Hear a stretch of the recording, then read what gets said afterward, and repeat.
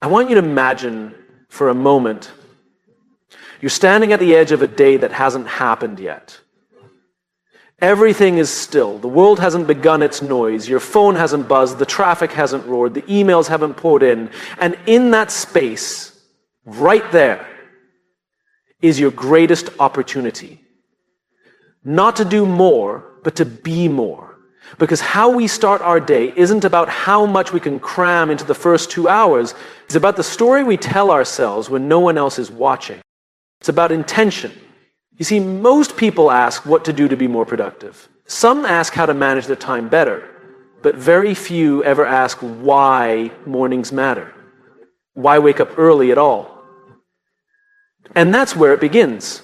Not with tactics, with belief. We live in a culture that glorifies the grind. We wear exhaustion like a badge of honor. But what if we've been misled?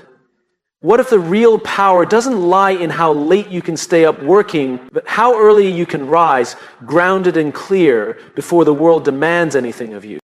I once met a CEO of a company that had gone through a massive turnaround. When I asked what changed, he didn't talk about systems or profits or personnel. He told me this: I started waking up an hour earlier not to work, but to think. That 1 hour changed everything. I went from reacting to designing. That moment stuck with me, because the truth is, when you wake up early, you're not just getting more hours in your day, you're choosing to live with agency. You're saying, this is my life, and I will not sleepwalk through it. Mornings aren't about time, they're about ownership.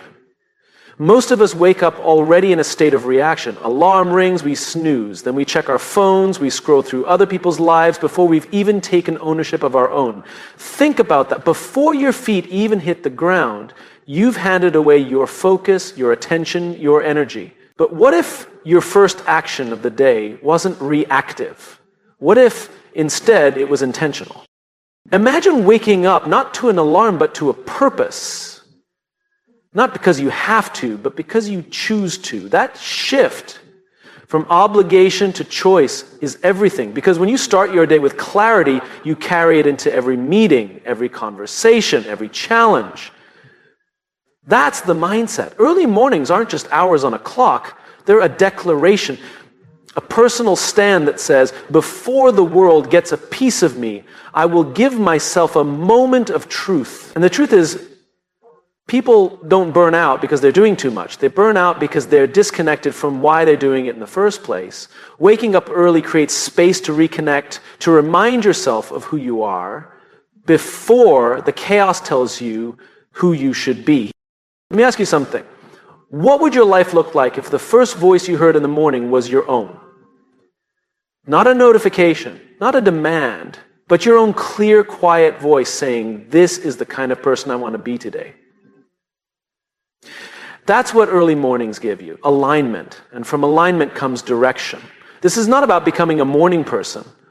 This is about becoming a mission-driven person. It's not about whether the sun is up, it's about whether you are up, mentally, emotionally, spiritually, ready to lead your life instead of follow it. There was a time when I thought waking up early was just a productivity hack, that it was for elite athletes and CEOs. I thought it was about getting a head start on emails or sneaking in an extra workout. But I've since learned that it's far deeper than that. It's not about doing more. It's about being present before the day pulls you in 100 directions. It's about breathing before performing, being before producing. We've been taught to chase the how and the what, but real leadership, whether you're leading a team, a family, or just yourself, begins with why. Why do I want to rise early? Why does it matter? Why do I want to live this day on purpose? And when you answer that, something changes. Your morning goes from something you endure to something you craft, a canvas, a ritual, a space for becoming. Some of the most grounded, impactful people I've ever met start their day not by running into it, but by stepping into it with reflection, with gratitude, with stillness. Not because they have more time. And that's the invitation, to stop letting the world set the pace for your day, to reclaim the opening chapter of your story every morning. No one else is going to give you that space. You have to take it. It doesn't require a full hour. It doesn't require perfection. It simply requires intention. Maybe it's 5 quiet minutes. Maybe it's a journal. Maybe it's a walk. Whatever it is, make it yours. Because when you start your day grounded in who you are, you become unshakable in what you do. Wake up early not because it's trendy. Wake up early because it's a statement. A quiet, powerful statement that says, I care enough about my life to show up for it fully and awake. And in a world that's always rushing, always reacting, always consuming, what a revolutionary thing it is to pause, breathe, and begin. We talk a lot about leadership. We talk about inspiring teams, building culture, making impact. But the truth is, no title, no position, no authority can make someone a leader. Because leadership doesn't begin when someone gives you a team. It begins when you decide to take responsibility for yourself. Every leader you admire, every person who made a difference in your life, every human being who ever sparked real change, they all had one thing in common. They led themselves first. And that's where waking up early comes in. Because those first moments of the day are not just a routine, they're a mirror. They reflect the relationship you have with yourself. The promises you keep or break when no one else is watching. It's easy to lead when the cameras are on, when people are watching, when the stakes are high. But real leadership shows up in the quiet, boring, often invisible choices. Like whether you choose to get up when you said you would, whether you choose to start your day with intention or drift into it with distraction. No one sees that part. But that's the part that builds trust, not with others, but with yourself. And here's the thing about trust. You can't give it to others if you haven't built it internally first. If you can't lead yourself out of bed in the morning, how can you expect others to follow you into uncertainty? If you can't show up for yourself, why should anyone believe you'll consistently show up for them? Now, it might sound harsh, but it's not meant to shame, it's meant to awaken. Because the greatest act of leadership is not giving a rousing speech or closing a deal. It's modeling the kind of discipline, clarity, and character you hope others will carry forward. I remember sitting with a young entrepreneur who had just started her first company. She was brilliant, motivated, full of energy, but her team was unraveling. People were missing deadlines, showing up late. Energy was low. She wanted to know how to inspire them. How do I motivate people, she asked. And I asked her, how are you starting your day? She paused. What do you mean? I said, before you try to lead your team, how are you leading you? And she realized she wasn't. She was rushing. She was reacting. She was starting her days in chaos. So her team mirrored her energy. Leadership always begins with modeling. People don't follow words, they follow behavior, they follow presence. And presence isn't built in meetings, it's built in mornings. One decision at a time, one commitment at a time. When you rise early, not for the sake of being productive, but to be prepared, you give yourself a chance to become the kind of person others want to follow. You bring calm into chaos. You bring vision into the fog. And that starts before sunrise. When you lead yourself well, you walk into the room differently. You listen more deeply. You speak more intentionally. You don't need to dominate the space. You anchor it. People feel that. And yet so many people are trying to skip this step. They want to influence others without first becoming someone worth following. They want results without rhythm, clarity without consistency. But people don't rise because of charisma. They rise because they're grounded. When you wake up early and take time for yourself, whether it's 5 minutes of reflection, 20 minutes of reading, or just sitting in silence, you begin to lead with presence, not panic. You show up from a place of clarity instead of confusion, and people sense that. They trust it. They lean into it. Leadership is not something you switch on at 9 a.m. It's something you build long before that, in the dark, in the quiet, in the mundane discipline of choosing to honor your day before the world demands your attention. You don't have to have all the answers, but you do have to be the kind of person who is willing to ask better questions. And those questions begin when you ask yourself every morning, who am I going to be today? What kind of leader do I want to show up as? What energy do I want to carry into the world? And if you can't answer that question, don't be surprised when the world answers it for you. That's the tragedy. So many people hand over their day before it even begins. They wake up reactive, they respond to text, check social media, scramble through breakfast. And by the time they walk into a room, they're already drained, already behind, already scattered. But when you lead yourself first, you walk in full. And fullness is contagious. Imagine a leader who walks into the office having already connected with their purpose that morning. Imagine a parent who sits with their child having already found stillness before breakfast. Imagine a coach who meets their team after spending the morning reflecting on what matters most. Those are the people who change lives, not because they're the loudest, but because they're the most aligned.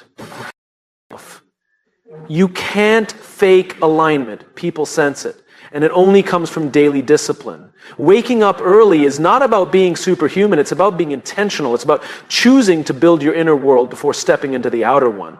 It's about asking, how can I lead me so I can better lead we? Because leadership isn't a destination, it's a reflection. A reflection of how well you've led yourself. And when you begin your day with that kind of clarity, you don't just change the way you work, you change the way you live. You become the kind of person others don't just want to follow, but trust to lead. And that's where it all begins. Not in the boardroom, not in the office, not in the results, but in the quiet decision you make every morning when no one is watching. Will I lead myself today? This is a sacred part of the day that most people never experience. Not because they can't, but because they've never slowed down long enough to notice it. It's the early hour before the noise begins. Before notifications, before meetings, before traffic, pressure, and expectation flood in. It's the stillness before the storm, and it might just be the most powerful space in your entire day. That space, those quiet hours, are not empty. They are full of clarity, full of breath, full of truth. And yet, in a world addicted to speed, they often get overlooked. We chase momentum, deadlines, and the next thing. But what if the most strategic decision you made wasn't to move faster, but to pause sooner? You don't need more time, you need more presence. And presence lives in the quiet. There's a reason some of the most grounded people you meet seem unfazed by chaos. It's not because their lives are easier. It's because they've learned to find stillness before the storm. They've claimed the early hours as their own, not out of obligation, but out of wisdom. Because they know something most of the world forgets. You can't meet the demands of the day from a place of emptiness. We live in a society that rewards the busy, that celebrates the overwhelmed. But noise isn't a sign of progress. Movement isn't always a sign of meaning. And starting your day with chaos doesn't make you strong, it makes you scattered. Waking up early is not about grinding. It's not about checking boxes. It's about claiming space for your soul before the world tries to rent it out. Think about how most people start their day. They roll over, check their phone, scroll through a feed of curated lives and artificial urgency. Before they even leave their bed, their mind is hijacked. And from that moment on, they're not leading the day, they're chasing it. But when you wake up early and step into silence, something shifts. You meet yourself before the world meets you. And in that meeting, you remember who you are. Stillness isn't weakness. Stillness is strength under control. It's not the absence of activity, it's the presence of intention. Have you ever noticed how your best ideas never show up when you're rushing? They don't come in the middle of frantic emails or multitasking meetings. They come in the shower, on a walk, sitting by yourself with a cup of coffee. Why? Because insight doesn't come through pressure. It comes through space. And space is what the quiet hours give you. When you start your day in stillness, you begin with alignment, not anxiety. And alignment isn't a luxury, it's a prerequisite for impact. I once spoke with a firefighter who said, "You don't rise to the occasion, you fall to your level of training." That stuck with me. And it applies to life just as much as it does to emergencies. You don't rise to the urgency of the day, you fall to the level of your preparation. And there's no better time to prepare than when the world is still asleep. The early hours are your training ground, not just to rehearse your goals, but to reconnect with your values, to remember what actually matters before the to-do list convinces you otherwise. This is not about perfection. It's not about waking up at 4:30 a.m. and meditating on a mountaintop. It's about starting small. Maybe you sit for 5 minutes in silence. Maybe you write one line in a journal. Maybe you walk outside, breathe the morning air, and say, I'm here. I'm alive. And I'm choosing how I show up today. That choice, that simple intentional act is leadership, because stillness doesn't mean doing nothing. It means doing the right thing first. It means listening before speaking, breathing before acting, grounding before charging ahead. And when you develop that rhythm, when you own your quiet hours, you stop being reactive and start being responsive. You move from survival to strategy. You become the calm in the room, not the chaos. People notice that. We've all been in rooms where someone walks in and without saying a word changes the atmosphere, not because they're loud, but because they're anchored. That's not charisma. That's character. And it's forged in the quiet. In a world where everything is urgent, the ability to pause is rare. But rare is where the power lives. The storm is inevitable. Life will throw curveballs. The emails will come. The challenges will rise. But the question is not whether the storm will come. The question is whether you'll meet it from stillness or from stress. You don't need to control the chaos. You just need to stop letting it control you. And that begins in the morning. Before anyone else gets a piece of you, before expectations take over. That's when you set the tone, not just for your schedule, but for your state. You have a choice every morning. Start your day in distraction or start it in design. One leads to exhaustion, the other leads to elevation. Stillness is not a delay, it's a preparation. It's the moment where your values and your vision shake hands before you go out into the world.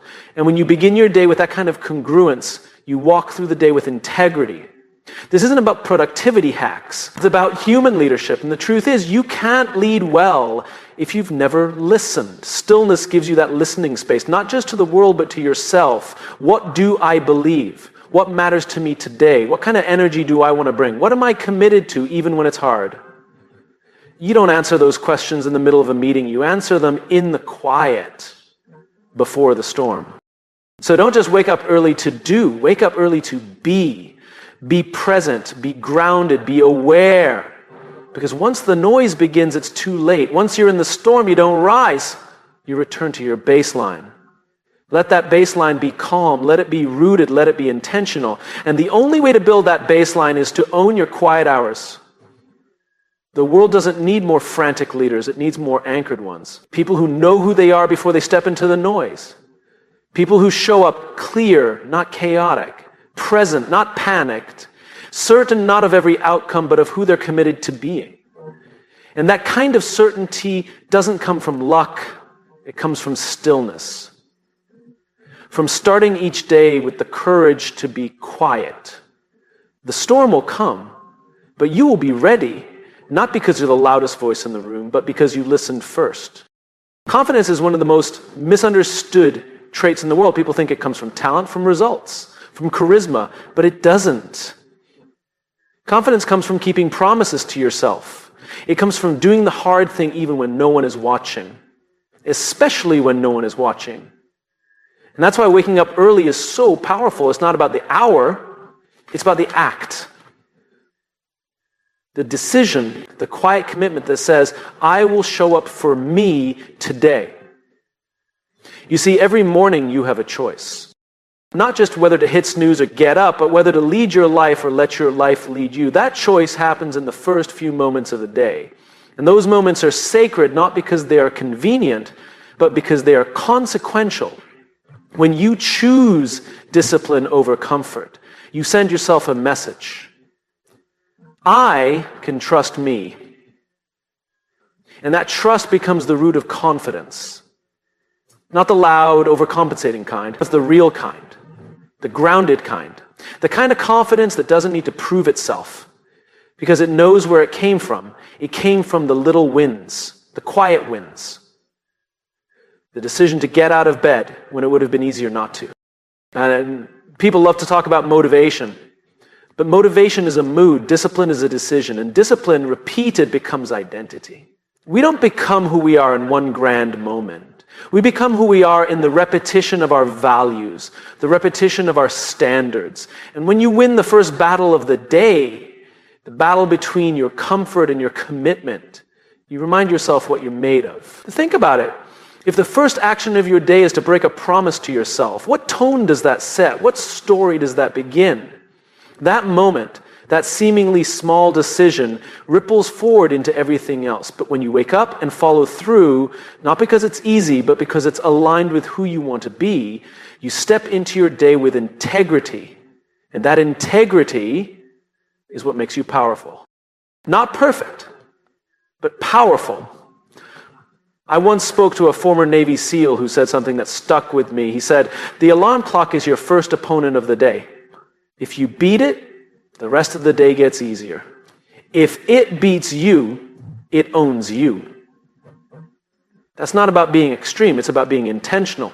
Because how you do anything is how you do everything. If you let yourself off the hook first thing in the morning, you're more likely to compromise later. But if you choose discipline early, it becomes a compass. It gives you direction. Discipline doesn't mean rigidity. It doesn't mean you can't rest or that every moment must be optimized. Discipline means you're clear about what matters to you and you're willing to act on it even when you don't feel like it. Waking up early is simply a training ground for that. It's a rehearsal for all the other moments in your life when you'll need to do what's right over what's easy. And each time you do, you build confidence. Not the kind that shouts, but the kind that knows. The world is full of people who look confident but feel lost because somewhere along the line, they traded discipline for convenience. They started outsourcing their direction. They let their phone decide their focus, their schedule decide their values, their circumstances decide their identity. But when you own your morning, you begin to reclaim your identity. You stop living from the outside in and start living from the inside out. Confidence is not found in applause, it's found in alignment. And alignment starts when you decide over and over again to be consistent with your values. And that is what the first hour of the day offers you, a place to practice who you want to become. You don't need to overhaul your life to be confident. You don't need a massive transformation. You just need to win small battles consistently. Because the brain remembers, the body remembers. When you show up again and again, even when it's hard, you build credibility with yourself. And when you believe yourself, you don't need the world to validate you. That's the root of all great leadership, not being the smartest, not being the most talented, being the most trustworthy, starting with the trust you've built internally. We trust people who are consistent, who are grounded, who aren't just reactive, but intentional. And those traits don't start on the battlefield or the boardroom, they start in the bedroom, when the alarm rings, when you make your first choice of the day. So no, it's not about waking up at 5 a.m. because it sounds impressive. It's not about joining the morning club or optimizing every minute. It's about practicing discipline in the quietest moments so that you can carry that discipline into the loudest ones. It's about starting your day with a win so that when the challenges come, and they always come, you're already standing on solid ground. You don't need to be motivated to do it. You need to be committed. Motivation is seasonal. But character, that's built in the dark when no one is clapping, when no one is watching. Wake up early because it reminds you that you are not at the mercy of your comfort, that you are stronger than your excuses, that you can follow through even when it's inconvenient. Because the people who build something meaningful, whether it's a business, a family, a movement, they all have one thing in common.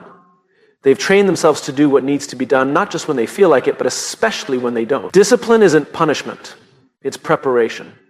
It's not about controlling everything, it's about choosing something on purpose. And every morning you get that chance. Win the first battle. Keep the first promise. Stand for who you say you want to be. Do that again and again, and confidence will no longer be something you chase. It will be something you carry. We live in a world that moves faster than ever before. We wake up to pings, badges, red dots, endless streams of messages and demands. Notifications don't care if you're ready. The world doesn't pause to ask if you've had your coffee, if your mind is calm, or if your heart is in the right place. It just moves. And unless you center yourself first You're not leading your day, you're just reacting to it. There is a subtle difference between starting the day with the world and starting the day for the world. The former drains you, the latter anchors you.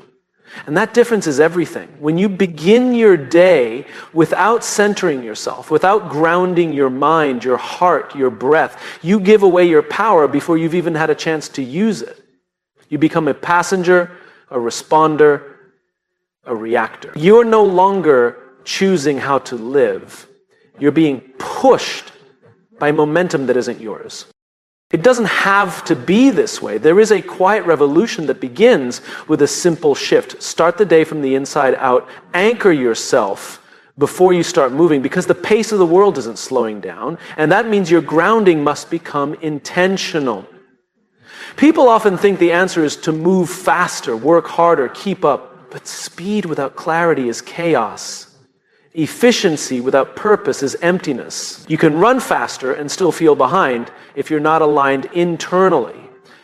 And alignment doesn't come from more hustle. It comes from space.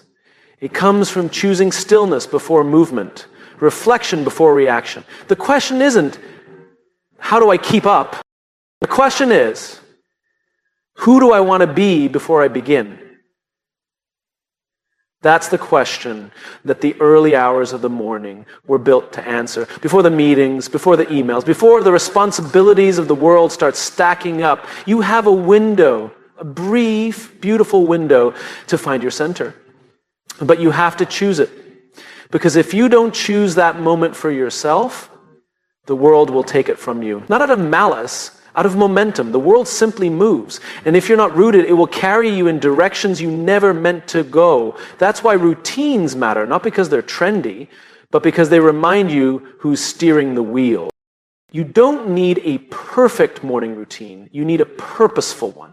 Something that reminds you, this is who I am, and this is what matters to me today. For some, that's sitting in silence. For others, it's journaling, or walking, or praying, or reading. The activity doesn't matter as much as the intention. The discipline of starting your day with something that centers you as a declaration, I am not a slave to the speed of the world. There is power in that. Because here's what happens when you begin from center. You stop being pulled in 1,000 directions. You begin to move with clarity. You listen better. You speak more intentionally. You don't just react, you respond. And that's when leadership begins. That's when impact happens. Have you ever noticed how the most grounded people in the room are often the quietest? It's not because they don't have things to say. It's because they've already said them to themselves. In the early hours, in the silence, in the moments before the noise, they don't need the world to affirm their value because they've already connected to it at the start of their day. They don't need to rush because they're not chasing validation. They're moving from vision, from alignment, from center. And center isn't a place you stumble into, it's a place you build. Brick by brick, morning by morning, choice by choice. You've probably heard the phrase, put your oxygen mask on first. It's cliche, but it's true. You can't serve the world well if you're constantly gasping for air.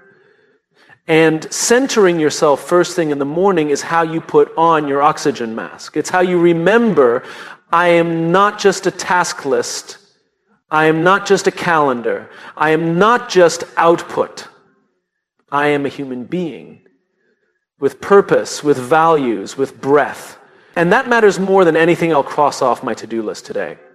There's a reason the greatest artists, leaders, and creators often guard their mornings.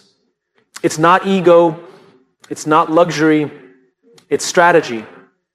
They understand something essential, that what you bring to the world is only as strong as the place you're bringing it from. And if that place is reactive, exhausted, and chaotic, your impact will mirror that. But if that place is centered, thoughtful, and present, then everything you do becomes an extension of something deeper. This isn't just about mental health, it's about mission. You cannot fulfill a mission you're disconnected from. And mornings are when you reconnect. When you ask, what matters today? Who do I want to be when things get hard? What energy do I want to bring into this space? These aren't abstract questions. They're grounding questions. And they give shape to your actions. They give your day direction. Most people don't lack time. They lack intention. And the morning is when you build that intention, when you choose to be centered rather than scattered. The truth is, the world doesn't need more speed. It needs more steadiness, more clarity, more presence. It needs more people who aren't just reacting to life, but leading it. And that leadership starts the moment you wake up, not with a sprint, but with a pause. So breathe before you grab your phone, before you check the news, before you open your inbox. Breathe. Think. Remember, reconnect. Because once the day begins, it's hard to find your footing. But if you've already grounded yourself, already reminded yourself of what matters, then you walk into the day with peace, not panic, with power, not pressure. And that changes everything. You don't have to fight the speed of the world. You just have to stop letting it set your pace. Start early, start quiet, start with you. Center yourself first and let the rest move around that. It means the way we start our day is not just a habit, it's a declaration of who we are, what we stand for, and how we intend to move through the world. Waking up early isn't about chasing productivity or trying to outpace everyone else. It's about reclaiming the one thing we often lose without realizing it, our intentionality. You don't win the day by cramming more into it. You win it by aligning your actions with your purpose, beginning with the first breath, the first choice, the first hour. When you rise early, when you center yourself before the noise, when you choose discipline over ease, you're not just preparing for the day, you're shaping your identity. You're becoming the kind of person who leads from within, not from reaction. The kind who keeps promises when no one's watching. The kind who walks into a fast world with a calm soul. And that's what the world needs more of. Leaders who are grounded, not just driven. People who move with clarity, not just speed. Voices that echo with depth, not just volume. So tomorrow morning when your alarm rings, remember, it's not just the start of a day, it's the start of a decision. A decision to lead yourself before you lead anything else. A decision to create space before stepping into noise. A decision to become, not just to do. Wake up early. Start your day right. Not because you have to, because you believe in who you're becoming.